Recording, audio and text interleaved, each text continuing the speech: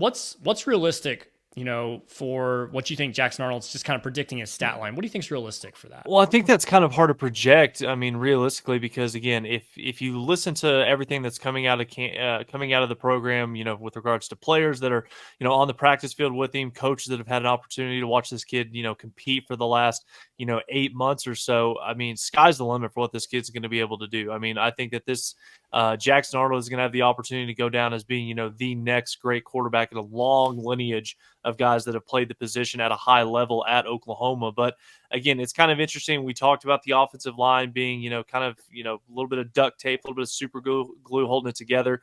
A quarterback's best friend is the running game. So how productive of a game are we going to see from the likes of, Gavin Sawchuk, Javante Barnes, Caleb Hicks, maybe even Tallwee Walker, who's still practicing with the team while he is in the, quote unquote, in the transfer portal. So again, I think that there's probably going to be a concerted effort by Joe John Finley and Seth Luttrell, especially early and often, to find a couple of easy throws for Jackson Arnold to make, get him into a rhythm, ease him into the flow of the game, give this kid some confidence. And, ultimately, I think if Oklahoma is going to, get to their highest point in the Alamo Bowl, being able to execute at a high octane level, then I think it is going to start with running the football, dominating on the line of scrimmage, giving Jackson Arnold the opportunity to make some plays in the play action game, throwing the deep ball down to Nick Anderson or Brennan Thompson. Jaden Gibson is another one as well that's had a fantastic year in his second season in Oklahoma. But if you try to get me to project what I think Jackson's stat line is going to be, I think there's going to be a lot of good that you're going to see against the Wildcats, but I think that you're also going to see,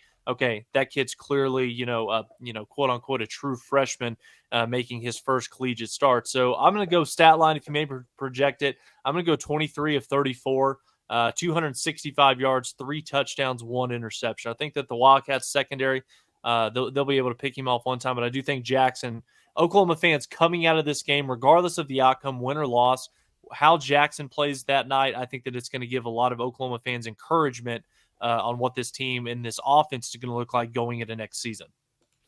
I'm in agreement with James in the chat there. He's basically spot on with what I was thinking. 200 to 250 yards passing, 50 to 75 yards rushing, probably 2 to 3 touchdowns. I think that's really pretty much identical to what we should expect. He's a 5-star, yes.